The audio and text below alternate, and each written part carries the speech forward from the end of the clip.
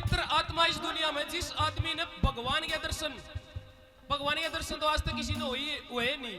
माँ बाप के रूप में हम भगवान के दर्शन कर सकते हैं। माँ एक ऐसी चीज है जो अपना शरीर को काट के हमारे पर क्या जन्म देव है और बड्डा होगा वो है बालक। अपनी माँ ने आज तक मैंने ने दारू पे गाल तक देंदे देखे हैं अपनी माँ थी। इतने मतलब भूल जाते हैं। इंसान की प्रवृत्ति परमात्मा ने ऐसी बना रखी है, जब तक उसको बचपन में अच्छी शिक्षा नहीं मिलेगी, जब तक उसको अच्छी परवरिश नहीं दे पाएंगे, वो अपनी भूल जाएगा कि तू इतना पैदा होया था, इस माँ ने तू अपना शरीर काट के पैदा कराया। तो एक नंबर में क्या बता भला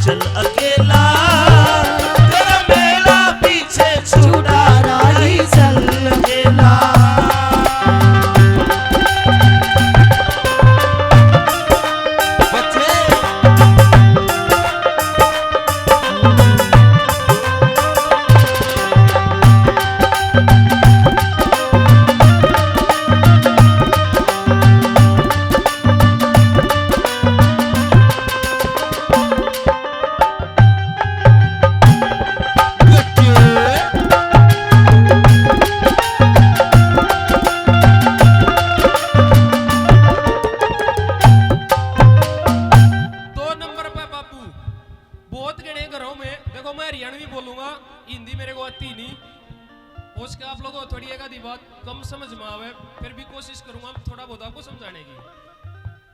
लोगों बापू बाप एक ऐसी बाप के बारे में क्या बताऊं, कई घरों में देखो माँ की तो चलती पा जावे है, बापू तो मैंने 100% कभी दुखी होता देखा है बेचारा। मैं श्याले में खाट मतलब भैंसा वाला में उसकी खाट देखी है मैंने बेचारा की, क्योंकि जिस घर में लेडीज की चलती है उस घर में बापू की और धुनी मरा जाए।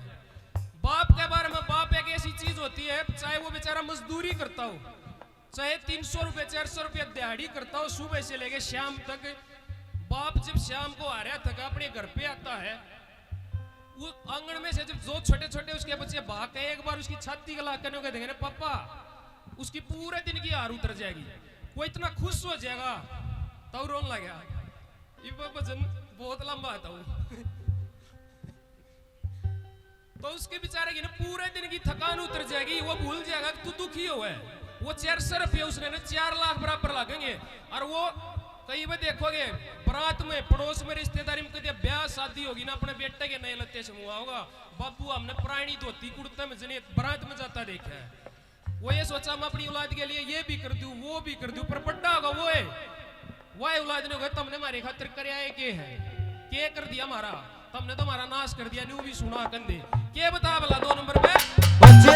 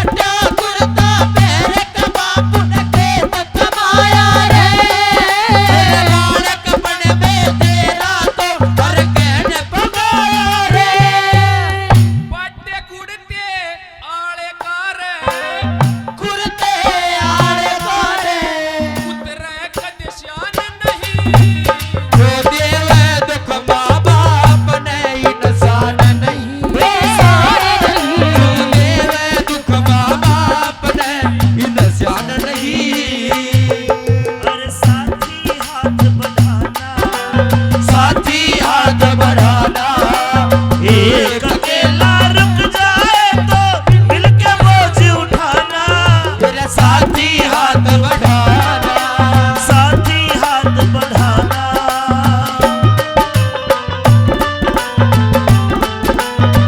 ओ भाई मित्ता बरोड़ा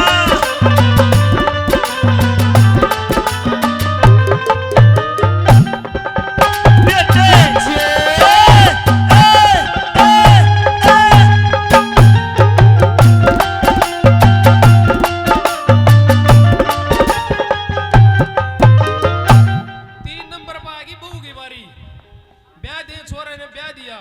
कई सोचे भाई हमने अपने छोरा की रिश्ता करना ब्याह थे निफराम हो जावांगे बस सुख के दिन आ जावांगे और सबसे बड़ी दुख की घड़ी ही तब आती है जब वो ब्याह आ जाता है। जब वो अगर मवा मैडम आ जाएगी ना, जब वो छोरा न्यू मान लो पहले दूसरा गियर में चल रहा उसका न्यू नहीं भेरा गियर कौन सा लाई जाए वो कोटबा आवे घर में कोटबा आके सो जाओ कोटबा रोटी खाओ माँ बाप उनने बेरा ही नहीं होता। और आजकल जो गांव शहर के नजदीक है ना, शहर के नजदीक है उन चाची ताइया के लबेरा के बने वे बेचारी शाम होते ही साथ वो बोड़ी है क्या कहेगी वो मैडम अब चलो ना जी आज तो गोलगप्पे खाने का मन कर रहा है। जब उस टाइम पे कहेगी जिस टाइम पे मतलब रोटी पानी का टाइम हो लेगा उनको दी 2 टिकटे देने का टाइम आऊंगा वो बैठ कर बाइक पे जिसका बाइक है बाइक पे गाड़ी है गाड़ी में शलभ मारकर गोलगप्पे टिक्की खाया होगी। और वो हमारी चाची ताई घर बैठ के वो चूल्हा में फूक मर के उनके दीदे हो जाएंगे काले बेचारी कच्ची पाती खा के सो जाएंगे। वे आवेंगे आगे अपने सो जाओगे। देखो कमाओ खाओ अच्छी बात है गुजारा हो बाबू भी राजी हो पड़ोसी भी राजी हो बल्कि गुजारा हो पर वो कमाना खाना और वो पैसा किसी काम का नहीं जिसका बापू और माँ भूखे सोंदे और दुखी हो चाहे उसका 10 करोड़ रुपया बढ़िया हो चाहे उसका बैंक पूरा भरिया हो वो उसका कमाना ही व्यर्थ है। माँ बापू ने रोटी खुआ के चाहे चंडीगढ़ जाके गोलगप्पे खाओ कोई बुराई नहीं। क्या बताई भाई 3 नंबर पे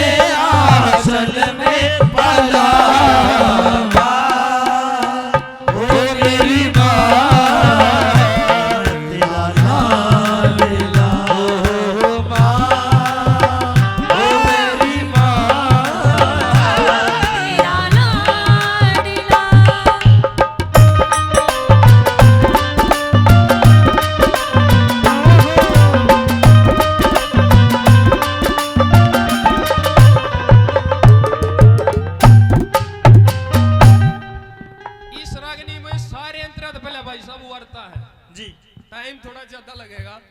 4 नंबर पे आपका राजस्थान में तो शायद कम है, हमारा हरियाणा में एक चीज है जब बोले का सीजन आवेगा ना हमारे हरियाणा के बालक एर द्वार पक्का जाओगे सामने में कावड़ लेने, चाहे उन्हें अपने करते ने लुकमा परिवार थे बच्चिया बेच के जानी पड़े, चाहे भैंस का कटड़ा बेच के जाना पड़े, तो कुछ भी करके जाओ कावड़ जरूर लेने जाए। उन्हें कावड़ लेने का पहली बात तो मतलब ही नहीं, दुनिया में कावड़ सिर्फ एक का ही है श्रवण कुमार की, वो अपने माँ बाप ने घुमा के ले आता 4 धाम, उससे बड़ी कावड़ किसी की नहीं। तो हरिद्वार जाने वालों के लिए कि हरिद्वार जाओ अच्छी बात है, पर एक आधी बार अपने बुढ़े माँ बाप ने भी तो उस घाट पर नुआ के ले आओ, जिस घाट पर हमने भी खुद भी उड़े मारे फूल जाओगे, हमारे माँ बाप के जाओगे, जिंदे जी मरे पास सब अपने माँ बापू के फूल लेके जाओ गंगा में भाई, कोई जिंदे जी लेके जाओ उन्हें, मरे पास चले जाने की कोई जरूरत नहीं होती फूल डालने की, जिंदे जी नुआ ले गंगा। इसलिए फूल और गंगा पर जाना वही होता है तो हरिद्वार जाने वालों के लिए, तीर्थ धामों में जाने वालों के लिए आपका बेटा ने 4 नंबर में क्या लिखा होगा?